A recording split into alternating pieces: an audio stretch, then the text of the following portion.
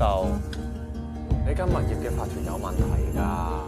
我叫你嚟都係想你幫我睇下啲維修費點解咁貴啫，我唔係叫你搞革命啊！你都唔知而家法團啲人啊幾惡嘅。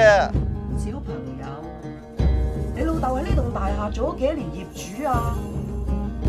如果冇我劈價，呢棟大廈一早就清咗盤啦。走！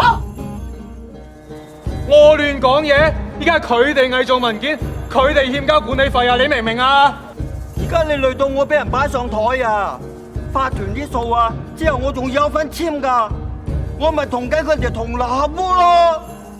嗰筆數話大唔大，話少唔少，嗰啲大型屋苑啊，一呃仲係呃幾億嘅添啊！呢個世界嘅嘢唔係你食人就係人食你㗎啦。